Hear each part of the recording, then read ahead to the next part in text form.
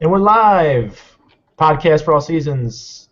This is season 2, episode 4. I am Josh Mundy, with you as always. My co-host as well, Eric Joseph, is with us today. We are going to be talking about one of our most beloved things on this planet, the TV show Supernatural. We've been wanting to do an episode like this for quite some time. Haven't really had a chance to get around to doing it. When we started over this season, or started with season 2 rather, we said that we were going to start with some themed episodes pretty soon. We've been doing quite a bit of comic book, movie, and show-packed stuff in the last 3 episodes, and so we wanted to switch it up a little bit. I'm going to let Eric talk about the episodes and various things first and kind of start us off. Eric, what are we going to be talking about today? What are we going to cover? And let's get into it. Hi, Josh, and hi to everybody listening. This is Eric Joseph of DarkKnightNews.com, DCComicsNews.com, and Multiverse Entertainment. And yes, we are finally talking Supernatural on this show.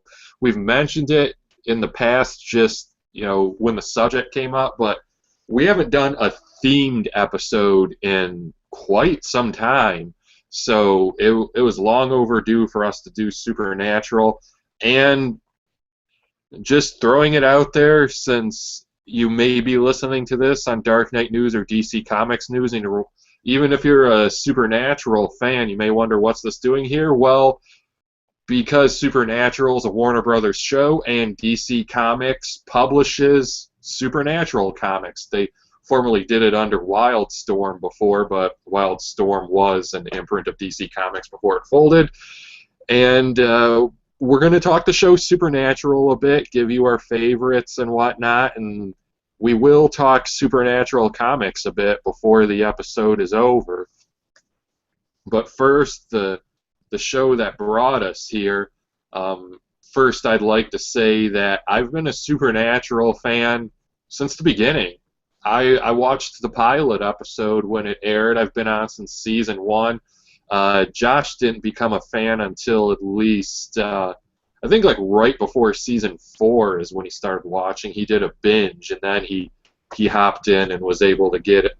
Yeah, I think it was season, I think it was at the end of season 2. I think I caught part of an episode, and obviously Eric had talked about it several times, and I can't remember what else was on TV at the time, but this is, pre-DVR, pre-downloading from torrents and pre-digital downloads. So yeah, this was the Triassic era of like 2008 of entertainment media.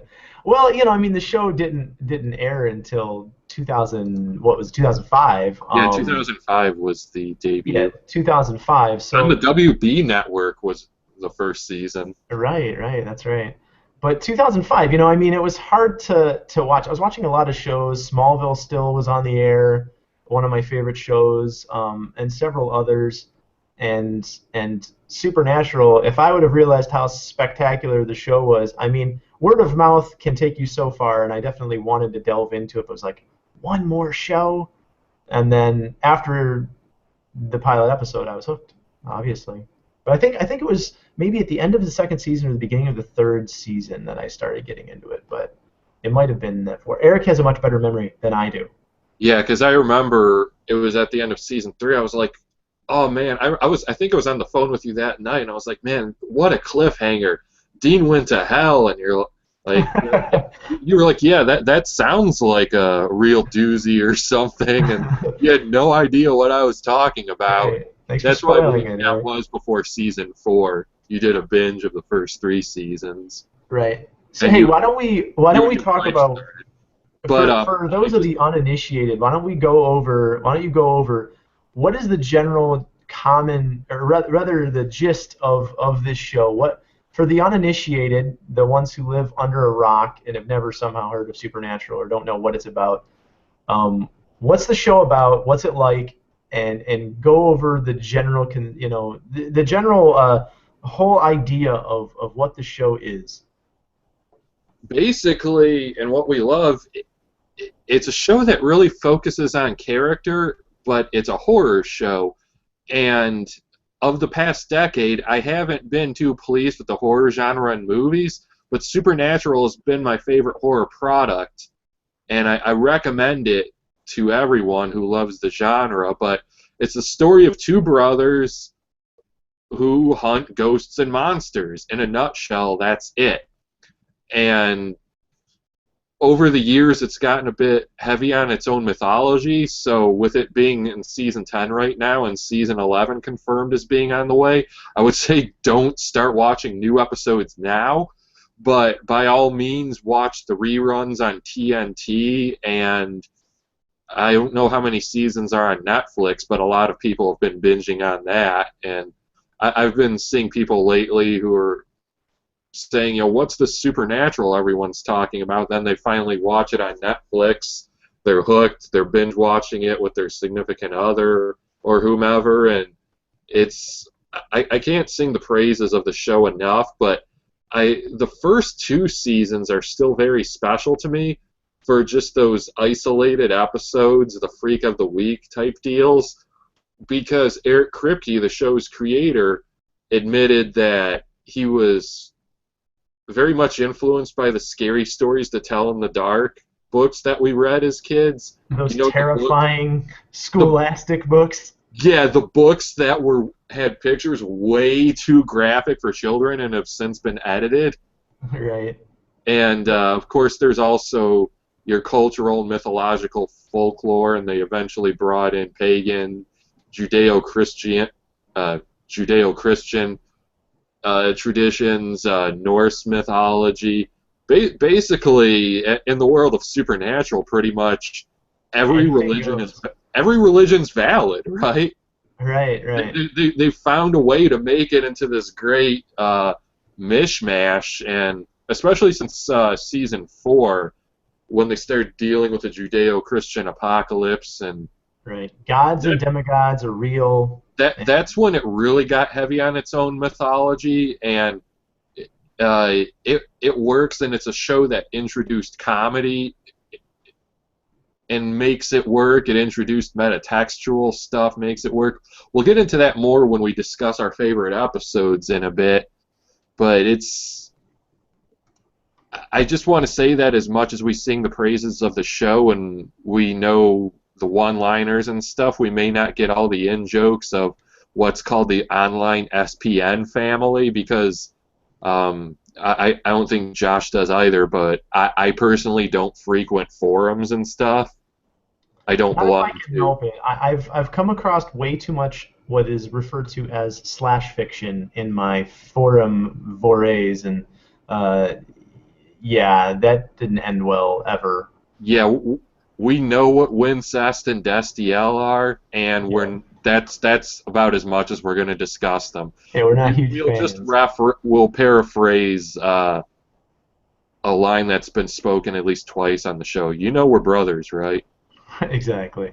But before I let Josh dish on his love for the series before we go into favorites, I'll just want to say that Motor City Comic Con 2012, which was my first con, Josh and I actually cosplayed as Sam and Dean. I was Sam, he was Dean, and we've been thinking of actually doing it again since my hair is about that length again. And it's a pretty easy costume. All you got to do is go down to the your closet. Go down to the closet. Go to the military supply store. Go to Salvation Army. Buy an old beat up military jacket, and you can easily find a Supernatural outfit. The unfortunate thing when you go to a con is Sam and Dean, like a Comic Con and not a Supernatural con, or you're just telling someone that, hey, we're Sam and Dean, and you show them a picture.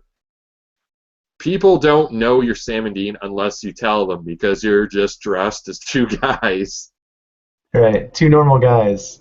And then, you're talking to someone like, oh, yeah, we're Sam and Dean. Oh, now I see it. And it's, totally. Of course you are. It's kind of hilarious. But, all right, Josh, why don't you throw in a little of your Supernatural love before we get things going?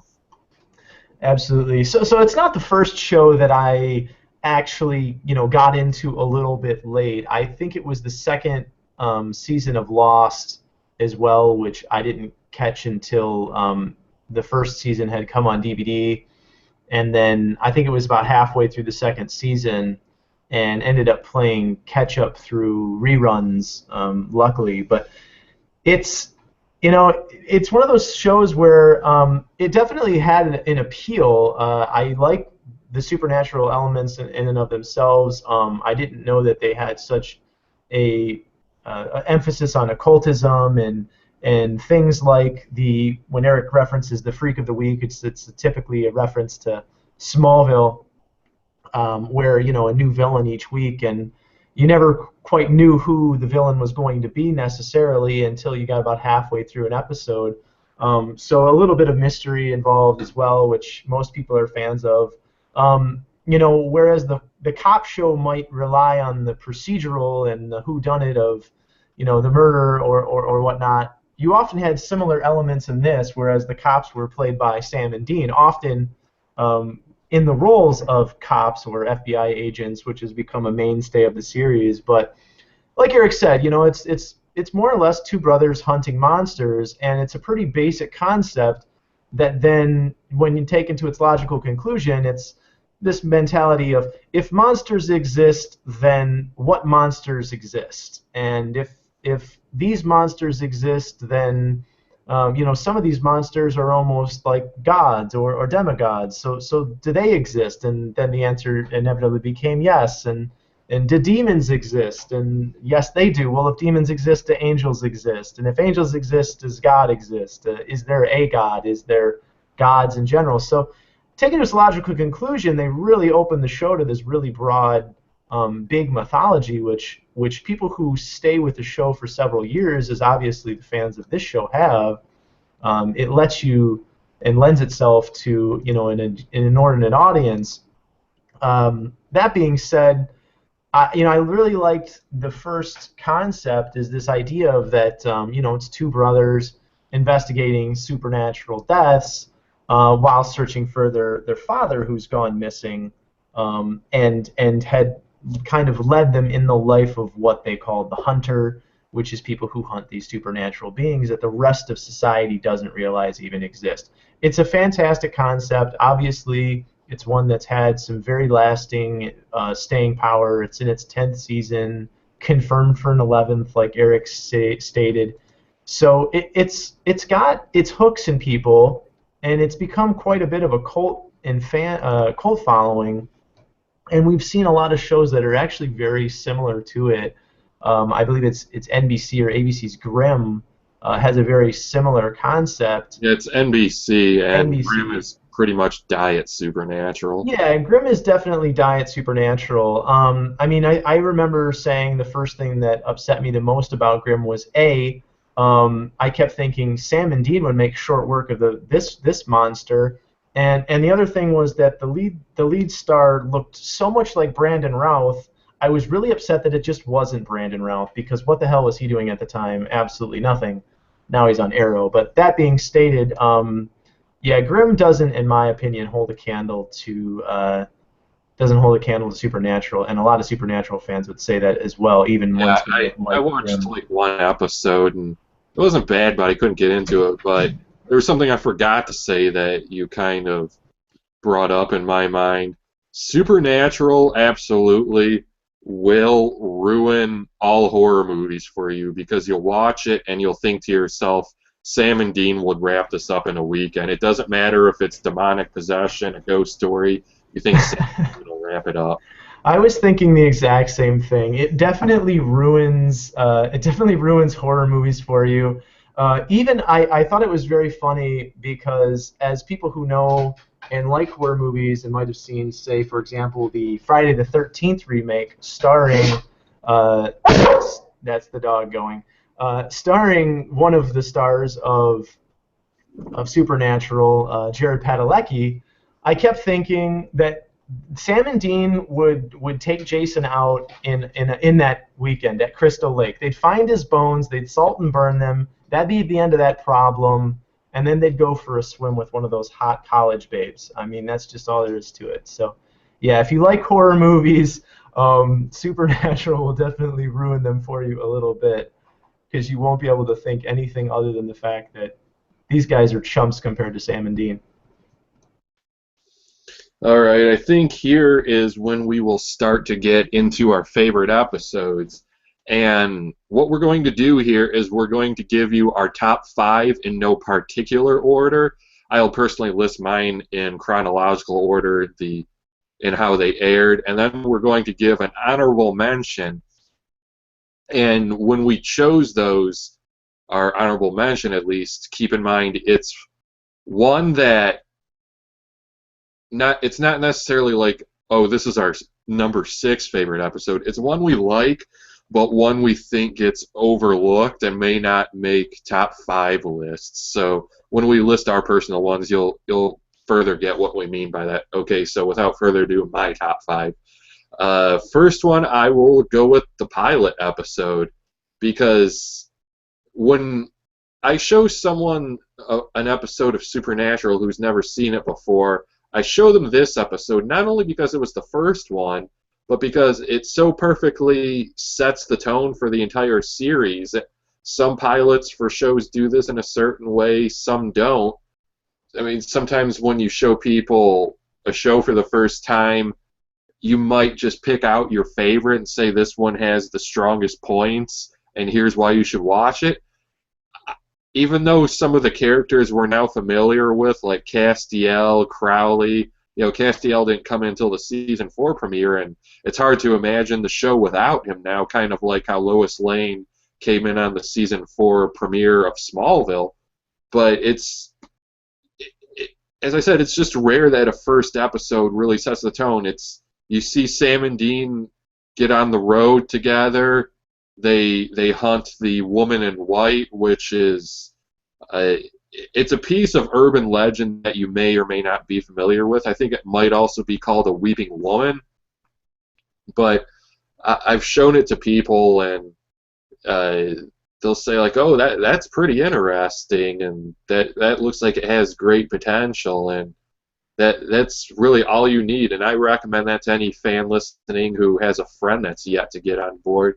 Yeah, just show them the pilot. All they need to know, at least to get on the journey with Sam and Dean, is right there. Start them fresh, and then they can go watch episode 2 and on themselves. I'm trying to remember. I think we might get some of the I don't want to call it sibling rivalry, but it's the interaction between the two. But it more so built over the course of the first season. I mean, I've seen the pilot many times, but sometimes when you're put on the spot, it's not uncommon to draw some blanks or just see some vagaries. But then I will also have to say that my next one on my list is Tall Tales from season 2. And this was the first episode that really introduced comedy into the series. Now, Supernatural is not really a comedic show. I mean, there are jokes here and there, but there are episodes that are just... They do comedy in a sense that it doesn't ruin the show or take you out of it. Somehow, the writers of this show, and granted we've had various change in the writing staff as the years went on, but they find a way to just pull it off perfectly. And this is another thing that fans of the show will know what I'm talking about. It's kind of how they'll do the meta shows. And while you may watch an episode like The Real Ghostbusters or The French Mistake, and you'll say, like, I'm highly indifferent about this, but it was very well done. And I technically, even though they did an episode called Jump the Shark, I really don't think this show has jumped the shark in a sense totally in its 10 years. But Tall Tales, another one, not to get too off track, was the episode that introduced the Trickster, a.k.a. Loki, a.k.a. Gabriel. And it's... Another great thing about that episode was just the moments between Sam and Dean, and when they recount scenes or incidents that took place that they were chronicling for Bobby, it was funny to see them so drastically different from the other's point of view. Like they go to a college professor and Dean's just stuffing his mouth full of chocolates, or when they're at the bar and Dean, you know, Sam's point of view is that Dean was with this trashy girl named Starla, and she's just fallen down drunk. And then Dean tells the story, and it's this really classy dame. And then it's one of my favorite moments on the whole series. Just Sam walking in with the coat over his shoulder with this goofy look on his face. Dean, what do you think you're doing? We're in the middle of a very serious investigation. We don't have time for your blah blah blah blah blah blah blah. And the yeah, and just the Trickster's first appearance was classic, and he had shown up several times afterward, but definitely, I'd say probably my favorite episode of season 2. And then another one on my list, Wishful Thinking, from season 4, my favorite episode of that season. And that one tiptoes the line between horror, drama, and comedy, because it very much is Sam and Dean solving another case, and there are great moments with Ted Raimi, who plays one of the guest leads in that episode, and him dealing with his reasoning for unleashing this, kind of unwittingly unleashing this plague of sorts on the town. I hesitate to use the word plague because you think of something else, but it's an unfortunate series of events. But the comedic moments, I mean, another thing fans of the series will know about this, the full-grown, sentient, depressed, suicidal, alcoholic teddy bear, easily one of the best moments in the history of the entire series, especially when he puts the shotgun in his mouth, pulls the trigger, and they do the classic shot like where you'd see brain splatter on the wall, but it's stuffing. Yeah, it's not only one of the funniest. It's not one of the funniest issue. It's not one of the funniest scenes on that show. It's one of the funniest scenes I've ever seen on any show. It is honestly, it's so meta and just self-referential and outrageous, while staying in the realm of this plausible, crazy supernatural. Oh man, yeah, this isn't one of my favorite. This is not on my list, but it is one of my favorite single moments of the entire series. Yeah, and you will still to this day see fans of the show link the YouTube clip on Facebook. It's stayed in everybody's mind since then. And then what was funny when things went back to normal at the end of the episode, when the girl's walking around with her teddy bear back to its original size, and it's got the Band-Aid over the back of his head. And let's also not forget the show also featured, it was relatively new at the time, but the recurring theme since, you'll see it pop up probably at least once per season, but Busty Asian Beauties. Busty Asian Beauties. Yes. A website and magazine that Dean swears by, and it was funny when he found its precursor, Shapely Asian Lovelies, in the Men of Letters bunker. It's like, hey, that's a first edition. Yeah, that's another thing. Obviously, it's a huge geeky fanboy thing, and it's the thing that fans clamor to and love and/or argue about. But it's just this nonchalant minutia in great shows that, it just makes it into this completely developed universe. The humorous ongoing joke, obviously, of Sam loving Busty Asian Beauties, obviously, is very. Oh, I'm sorry, did I say Sam? Yeah, Dean loving his Busty Asian Beauties, or just being a very, very typical man's man, liking his beverage, liking his porn, being unashamedly and unabashedly, able to put down a gigantic meal, or liking pie. I mean, these are just all of the things that make Dean Winchester one of the best characters on television. But yeah, Busty Asian Beauties, absolutely hilarious. And then the next on my list would have to be season 5, Changing Channels. And yes, it's technically my third comedy, or you know 2.5, because as I said, Wishful Thinking wasn't totally a comedic episode, but Changing Channels.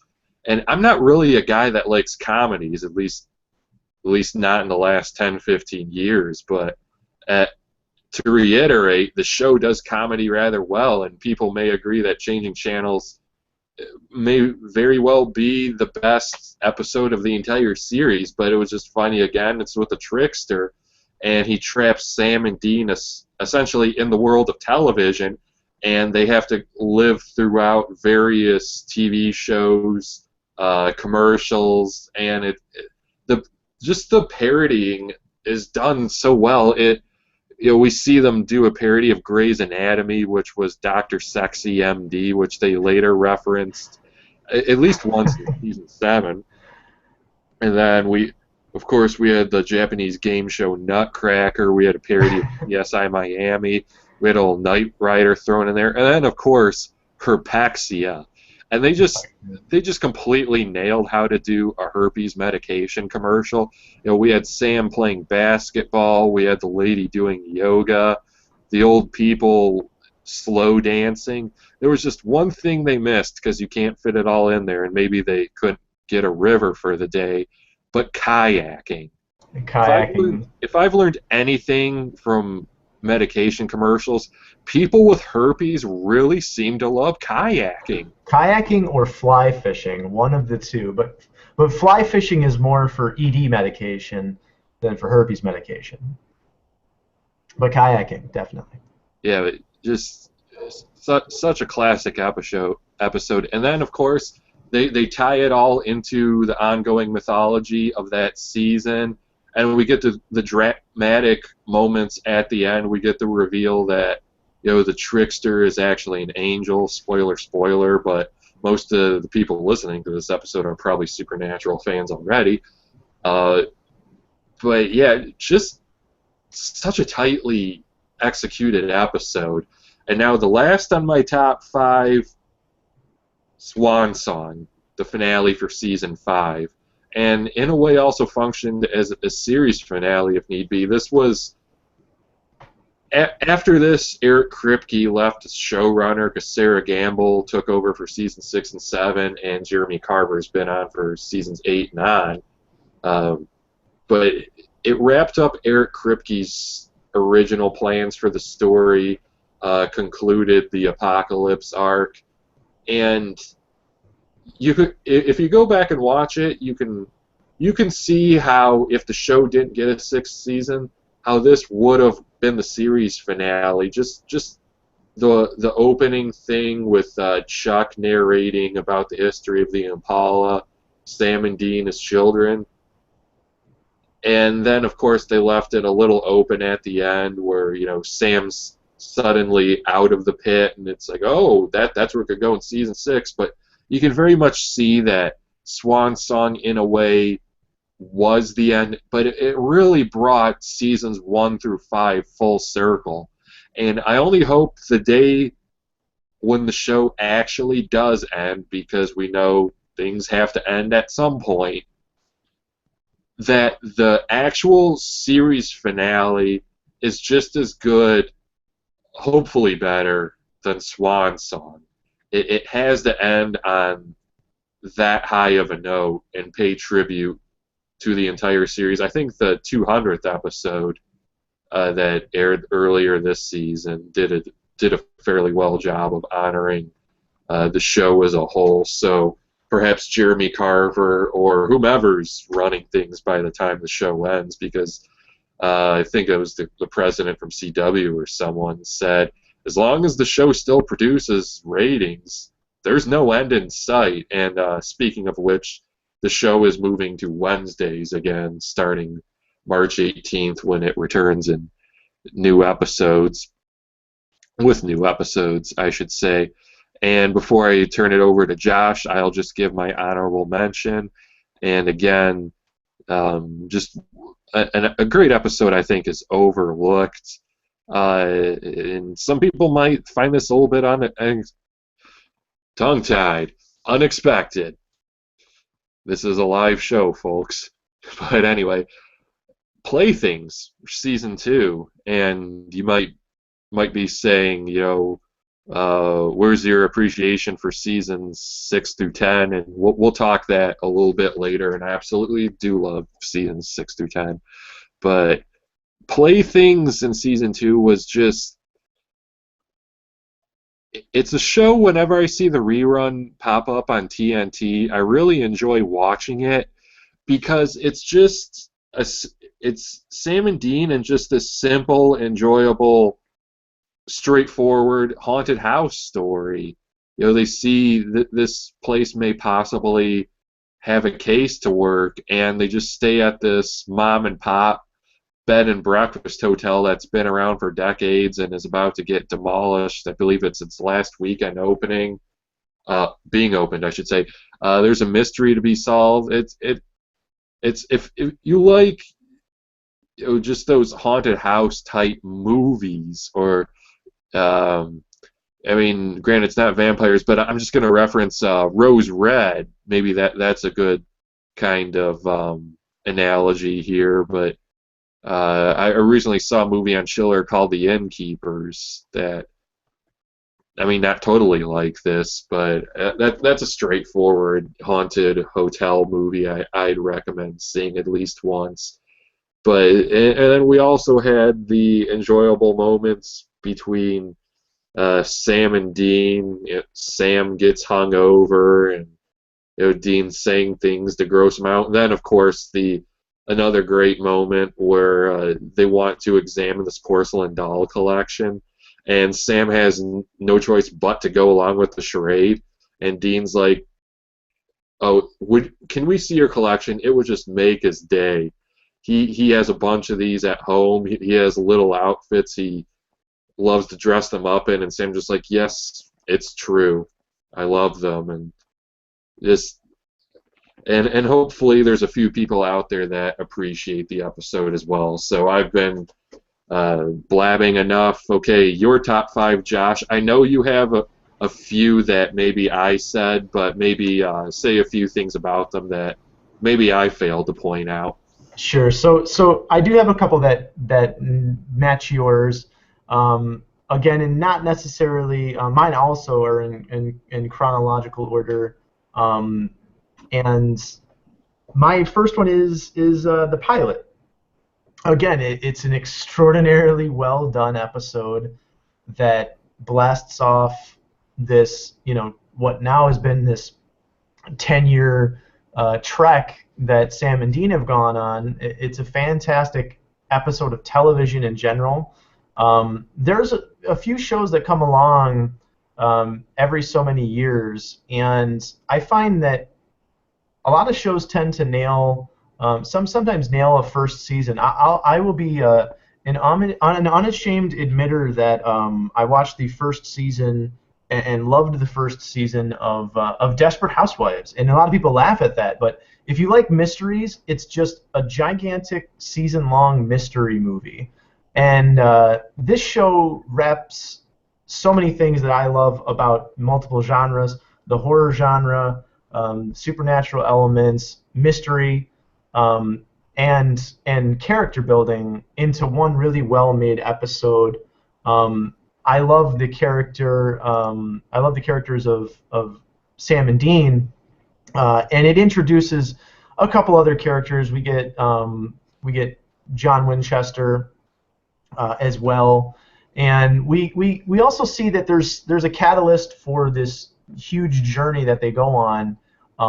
In the big spoiler here, the death of their mother, or should I say the murder of their mother. And it's one of those things that it's one of the most memorable scenes in the entire series, is his mother pinned to the ceiling bleeding, and then the ceiling and the entire house bursts into flame. I completely forgot to mention that. Yeah, it's one of the most epic scenes in literally the entire show. It's also absolutely horrifying. It's the definition of like horror movie stuff, and the whole thing is kicked off so well and done in such a fantastic manner. When you're watching it, it's one of those one of those scenes where the women, I can hear them gasping when they realize you see someone leaning over Sam as a baby's crib, and the mother walks by and thinks it's John Winchester, the dad, and she goes downstairs and sees him passed out on the couch watching television, gasps and realizes that someone is at her baby's crib and it's not her husband. And my first response was, oh shit, what's going to happen now? And I think my wife was kind of like, oh my god. So it's definitely this epic, shocking moment, and then she runs upstairs, and then you hear a scream, and then Dad runs upstairs, finds baby, and I think the crib is still there. The baby's still in the crib, but Mom is now pinned to the ceiling, dripping blood, and then it bursts into flames. I mean, and that's before the credits roll, essentially. The not the credits roll, the intro supernatural theme. They have a different splash page for pretty much every season. The intro, and it was just this. Oh my God! You have to find out now what happened to her, and that's not only the goal of John Winchester becoming this hunter, but also Sam and Dean Winchester following in his footsteps. There's a lot more to that episode that I won't get into. We're not going to give a full synopsis, but it is encompassing of pretty much everything that Supernatural is as a television show, and it opens the series up for so much of what we've already talked about. Everything from monsters to eventually the larger mythology of demigods and demons and angels and gods themselves. So it's a fantastic episode, and if you watch the pilot episode and you have no desire to watch any more, then Supernatural is just not your cup of tea. It's just that simple. But if you watch that episode and are even slightly intrigued, you'll enjoy the entire rest of the series. Next favorite episode. My next favorite episode is not one that Eric mentioned, and I just think it's kind of a really good episode that encompasses the general themes of the entire series, and it's Crossroad Blues. So it's not our first introduction to the concept of demons in the show, but it's one of our first introductions to the idea of the crossroads demons, people's souls being claimed in exchange for everything from dreams coming true to later in other seasons, even petty things like I want my wife to be killed or something like that. But it is one of our introductions to something that goes many seasons in, which was the Hellhounds, I believe. And it's just a really good episode. It really nails some of the things that, again, the show does really exceptionally well, like occultism. It even has a little of that urban mythology. Crossroad Blues is not only the name of the episode, as many of the titles and episodes of Supernatural are. It's a reference to a song by Robert Johnson, and it's this idea of the song as well as the episode is this guy sells his soul to the devil to become a great musician. And it's just something that, again, encompasses the entire show as a whole. I think it's a really good reflection of some of the best stuff in particularly, I believe it was season 2. And again, if you don't pick a few episodes here and there, it's season 2, episode 8. If you pick a few episodes here and there just to get a flavor for the show, it's not going to give away large quantities of future plot. And if you want to plop down and watch an episode on Netflix or whatever, the pilot, Crossroad Blues, definitely two of the best shows that are going to introduce you to the general concept of what Supernatural is all about. My next favorite is Mystery Spot.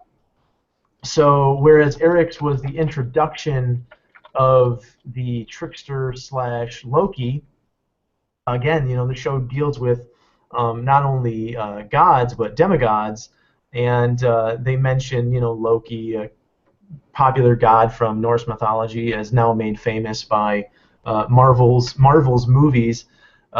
but it's a very interesting one. It's essentially the synopsis is that Dean continuously dies. It's essentially it's a much bleaker version of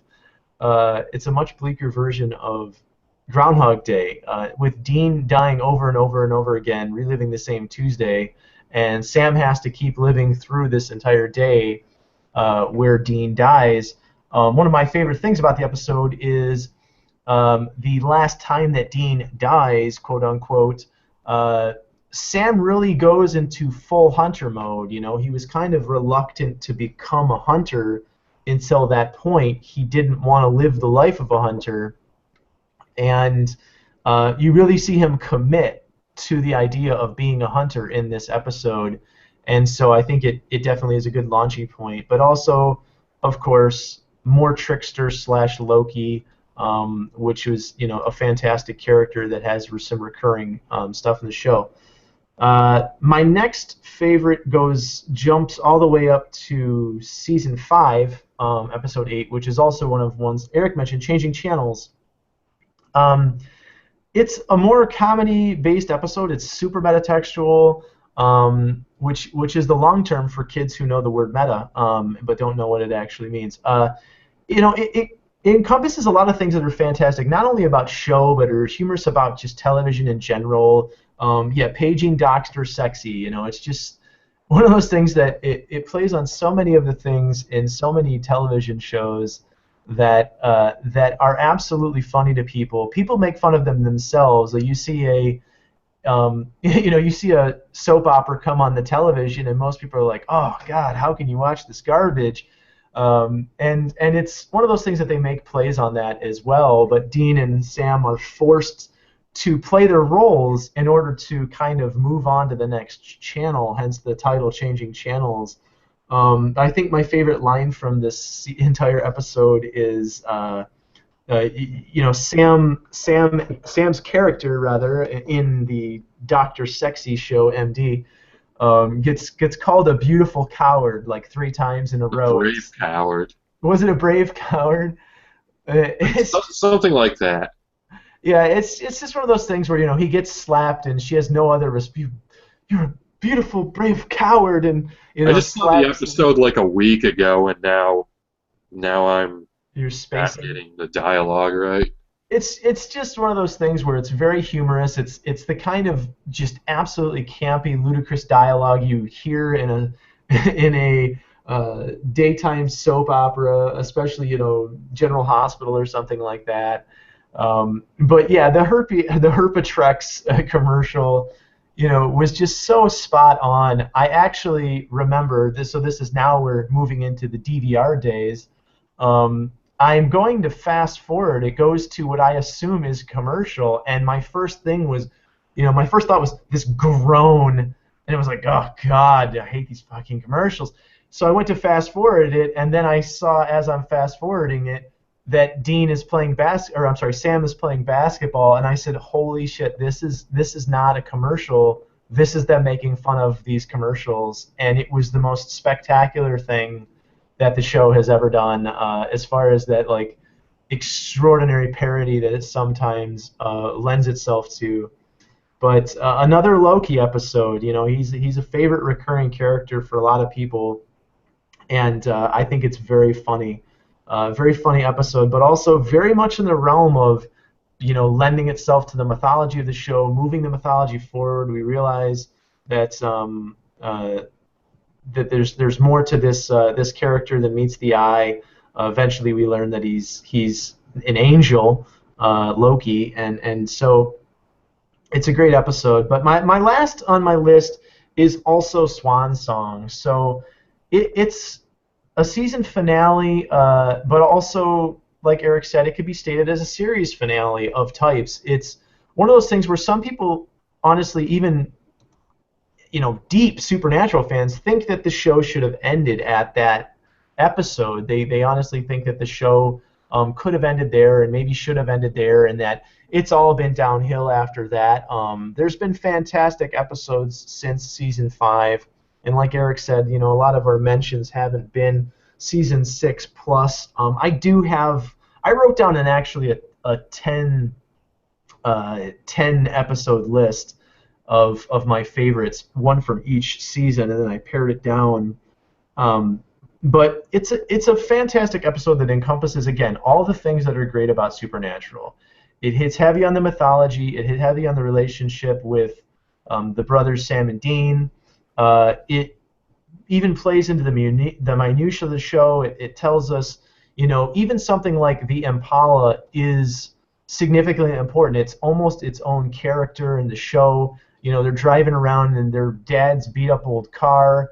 Dean, I think it was in a few episodes before that, Dean kind of says, hey, here's what you need to do to take care of this car, Sammy. Or it might have been from an earlier season, but you realize that this is an important, it's almost like this relic to them.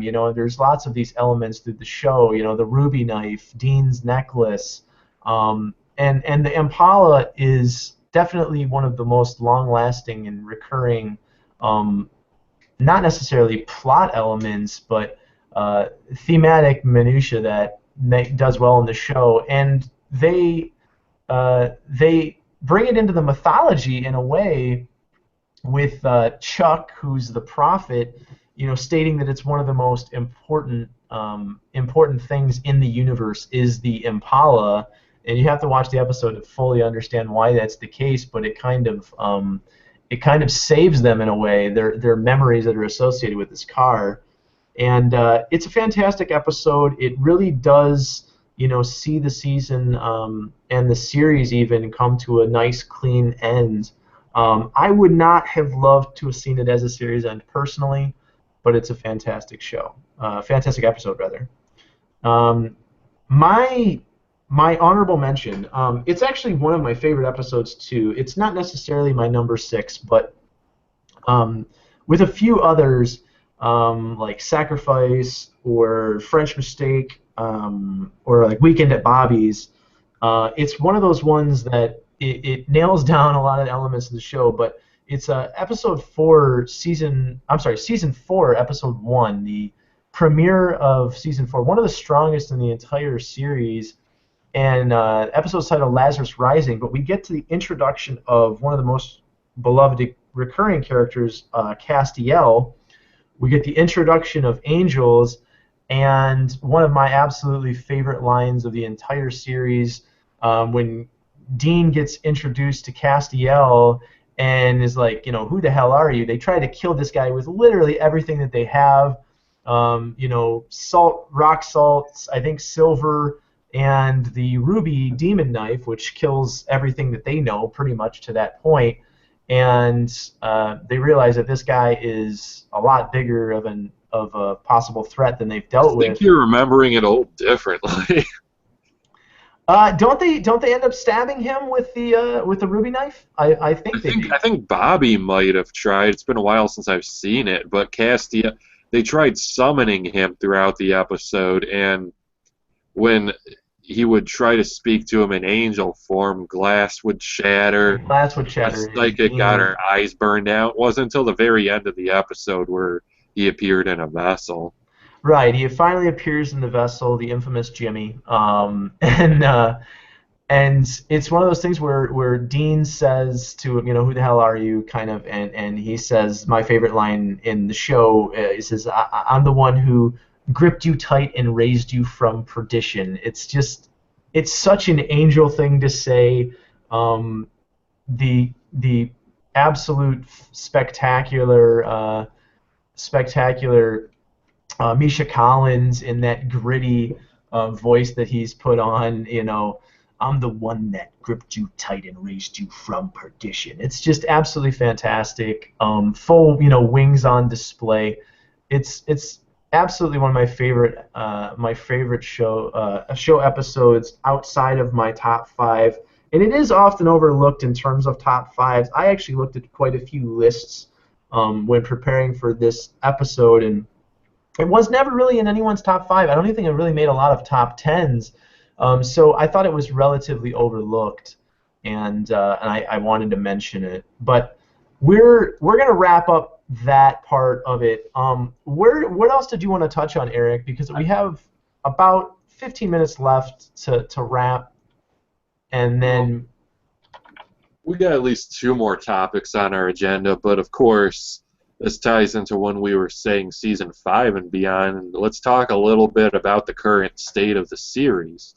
Now, personally, I feel seasons 1 through 6 were the A material. I know season 6 has some detractors, but I really loved it. And I actually thought the first half of the season, when Sam didn't have a soul, had the stronger episodes. And although they didn't make my top 5, they'd probably be in my top 10. But episodes like Live Free or Twy Hard, which was not a comedy, but was one of my favorite episodes that season. But I think that might have the best title of an episode, at least my favorite to date. Live free or try hard. I'm a big fan of the girl with the Dungeons and Dragon tattoo. That's Or a pretty clever episode or title. Chris Angel is a douchebag. Chris Angel is a douchebag is one of the greatest episode titles of all time. And then uh, Clap Your Hands If You Believe. It's another comedy, but I believe that was just on a marathon on TNT yesterday, and I checked it out, and just a lot of hilarious stuff in there. But season 7 had a very strong overall arc with the Leviathans. There was a lot of stuff to love in there. And I agree with you about Lazarus Rising being one of the strongest season premieres. Likewise, I think season 7's Meet the New Boss was one of the strongest season premieres they've ever done. One of my favorite episodes from that season. But season 8 to date might be my least favorite, but I carefully say I don't think there's been a bad season. I like them all, but I think, as we said, we're not familiar with the SPN family, as it were, but I think I heard fans dubbed it season great because there was a consensus that it was the best season in a while. But for whatever reason, season 8 didn't get to me as much. I thought season 9, which I had heard called season fine, I actually thought that was an improvement. And season 10, I think, has been pretty good so far. One thing about season 10, though, has been that it hasn't been really a let's find another way to save the world type arc. It's been a bit more personal between the boys, Castiel, Crowley, and now the introduction of his mother, Rowena. But in a way, we kind of needed this change of pace because it has been a little too much. Let's find another way to save the world. I'm also interested where they'll go with a season 11, but it's a show I'm going to watch to the bitter end. And yes, as I said, I think that seasons 1 through 6 were the A material, and it's technically not as strong as it's once been. It's still a very strong show. It's still one of my favorite shows on TV, and I can't stop watching. I see some people complaining that they don't like season 10 or where it's going, and I disagree because I'm eager to tune in, and I'm someone who doesn't DVR. I mean, I only watch it online on the CW's website if I miss the episode the night before, but in most cases, I watch it as it airs. I don't want to use the word live because this isn't Monday Night Raw or something. Right. But I'm kind of losing my words here, but the only episode I didn't really enjoy was Bloodlines in season 9, and a lot of fans would probably agree with me. And thankfully, negative response to that episode shit-canned the hopes for the Supernatural Bloodlines spinoff.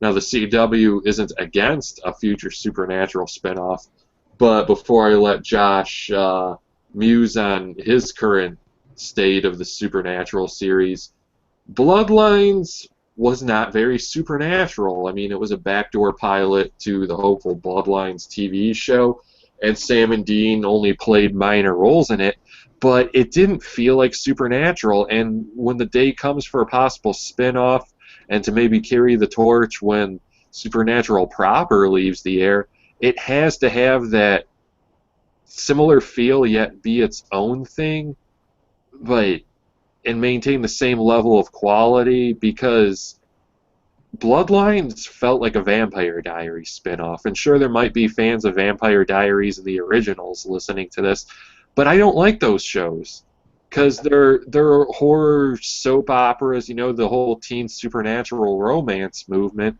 and that's what Bloodlines felt like. It wasn't okay. Yes, Sam and Dean, Jared Padalecki, and Jensen Ackles, they're very good-looking guys, but they're, like the ruggedly handsome masculine type, and, they dress more like your average guy. Bloodlines essentially set up haircuts. People with, so much makeup, they're wearing lacquer, the latest salon look styles of hair, very neatly dressed, and it kind of, violated series conventions. Like, we had a shapeshifter, and as we've seen with shapeshifters, unless you're the alpha shifter, shapeshifting is a very painful process that's going to take at least a few minutes. You've got to shed your skin, you're growing a new set of teeth, some new hair, and this guy on the show shifted, blink of an eye, just one shift over a camera's shoulder, and like I said, unless you're the alpha, that doesn't happen. Maybe people had the same complaints I did, but I didn't read any forums pertaining to this. And, of course, it's just for convenience of plot, but, it might have as well have been called Vampire Diaries, Bloodlines. And, I mean, yes, I've seen a few episodes of the Vampire Diaries, and I don't want to see any ever again. I admit, I watched, like, maybe one or two in the first season when it first started. I was done. I remember watching a few episodes later on when Cassidy Freeman did one or two, because I loved her from Smallville, and she was one of my celebrity crushes. So I'm like, okay, yeah, I'll tune in for her. But then I was disappointed to find, as much as she was in the episode, all her scenes were covered in the trailer, and I was so let down. And I almost checked out during the recap, and I was thinking, there was just one of those cliche lines like, the only thing you love more than that girl is your lust for blood. And I'm like, okay, I very nearly changed the channel there. But The Twilight of America. So in short, I still love Supernatural, and I see myself continuing to do such. We're close to the end of the hour, and we at least have one more topic to briefly discuss. So, Josh, your thoughts?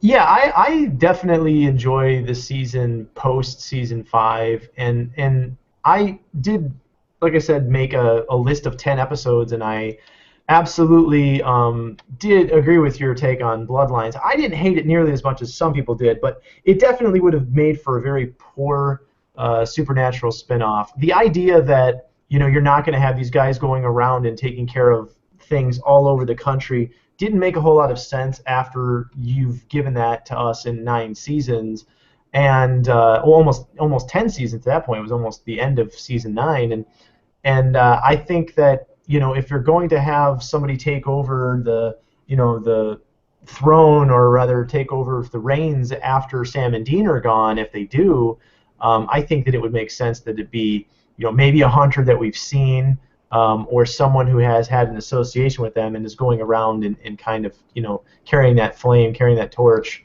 But yeah, that episode definitely didn't do it for me. But some of the later episodes, they definitely did it for me. Season 8, I did think season great. It was, Sacrifice was the season finale for season 8, and it was one of my, it just barely missed my top 5. It's one of those episodes where it shows you that these characters are willing to literally, make a sacrifice if they have to, for the betterment of the world. They're always trying to find a better way.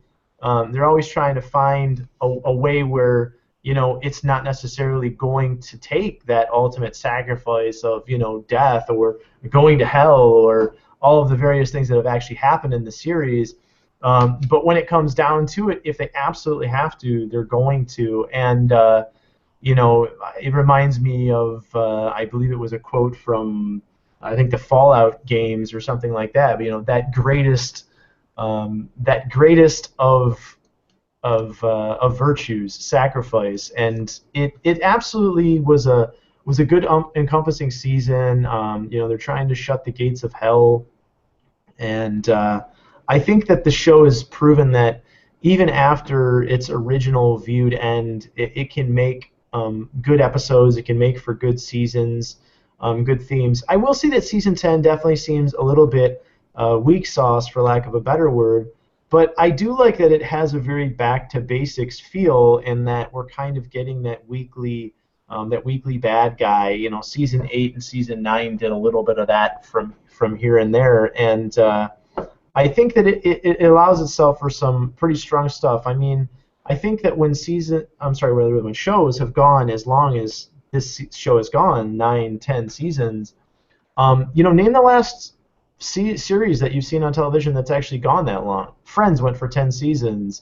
I think Seinfeld went for 9 seasons. Some of the best shows, or some of the best considered shows on television, have gone for 7, 8, 9 seasons. And so in season 10, they have to change things up a bit. They definitely have. I don't necessarily think it's in a negative way. They're getting into some of the, like I said, minutia of some of the characters. We're seeing a little bit more of the aspects of, say, Crowley. We're even opening up a little bit more of Castiel, even though he's been in for several seasons. But I think that they're going strong, and I think that they're gonna, continue to make good episodes until they feel like they don't have anything left in the can. They're gonna continue to make a quality product. But let's wrap up. We wanted to talk one more topic, Eric. Yeah, Supernatural comics, because this tends to be a comic book show, and like I said, bringing it full circle with the DC theme. But I wrote a list of the Supernatural comic book arcs, which are collected in trade paperback. It's important to note that these arcs exist pre-series, so in a sense they're all prequels, and most of them have been written by writers of the show, so at least there's that maintaining of quality. Now, I've only read the first one. I have the trade paperback for Supernatural Origins, so I have some catching up to do with the other ones. But I recommend it because these do seem to be canonical with the TV show, and like I said, especially they're written by writers of the show for the most part. Origins picks up after that fateful moment where their house burned down, and you get to see John Winchester take, toddler Dean and infant Sam, and it shows how he got into hunting, and it gives you hints of what's to come. If you watch the series, you certainly know where things are going to end up, and then you learn why evil forces did this to get John Winchester on the road. There's a lot to love here. And in season 3 with Doc Benton, they talked about how their dad once came across him. You get to see that in this comic book, so that's pretty cool. So as with the show, start from the beginning with the comic books. Again, that's Supernatural Origins, and you get cover art from the great Tim Sale. Then came Rising Sun, which fills another hole in storytelling, if you want to call it that. I believe Dean's about 11 in Rising Sun, and I think it kind of talks about a little bit about how he got drawn into the world of hunting and how it affects them on the road with their father. Then we have Beginning's End, and I think this one takes place in New York City, and we get to see Sam and Dean a few years older, and apparently this led to the falling out between them all, and what led to Sam going off to Stanford and trying to live a normal life and get a law degree. And then the final mini was Caledonia, and I guess that's from Sam's years at Stanford, and he goes, I believe, over to the UK or something, and he gets drawn into a case there. So it's, he just can't escape the lifestyle. So I'm sure there are probably several allusions of things to come. And I know there have been novels about the series, but I haven't read any of those. So yeah, I just wanted to give Supernatural comics a mention, and maybe those of you who have read all the comics are going to shake your heads at us and say, hey, you're only a quarter of the way there and you don't know what you're missing. So I read so many comics being a comic book journalist that sometimes it begins, sometimes you want to take a few days break, or there's definitely a wish list you want, because, I have to read comics for reviews and stuff and graphic novels, and that's aside from the stuff I have to write up reviews for, so there is kind of fatigue, but these are on kind of my bucket list of comic books. So Josh, have you had a chance to sample Supernatural in the written form? I have not. I haven't read the novelizations or the comics. I have seen the comics. Obviously, I go to the comic book store pretty regularly. I've picked up the graphic novels before and kind of fingered through them. Um, yeah, Tim Sale. I mean, that's enough to catch the eye right there. I think Dustin Wynn did the second one, and they've got quite a few good comic artists working on the books themselves, and obviously the writers of the show have worked on the comics themselves. But I'm a big fan of the prequel, and I think that when you really nail down some of that stuff that's leading up, the show itself has given us a lot of prequel material, but filling in those narrative gaps as far as we know Sam and Dean were raised on the road with their dad as a hunter and kind of had a tentative knowledge of what he was actually doing, and sometimes were involved in it. So it really opens up that whole storyline. I wanted to mention that there was also a Supernatural anime. So this show has lent itself to a lot of different forms of media, and I think that it wouldn't be the least bit surprising if they had, going forward after the show is done, in various forms of media. I could very much see the show lending itself to, if they don't outright kill off the characters of Sam and Dean, lending itself to, like Buffy the Vampire Slayer, seasons of comic books. They've Or also Smallville did it too. Yeah, they've done that with Smallville as well. There's been a few other. I mean, Star Wars has had a really huge comic book life after the movies and since the movies and in between, and there, so on and so forth. So Supernatural is, like I said, it's a huge cult phenomenon. People love the concept of the show, and I can't see the fans wanting to let go of it. And with various forms of media, often they don't have to. I mean, you still have fans of Buffy and Angel who are still picking up comic books and are able to still enjoy, living in that universe. So I could see Supernatural going, into season 12, 13, 14 if they end up deciding to, go forward with an ongoing season comic book after they're done. And obviously, we love comic books, so these are on the list of reads for us for certain, and we want to hear from you guys who have read them. So definitely comment on those on our Facebook page.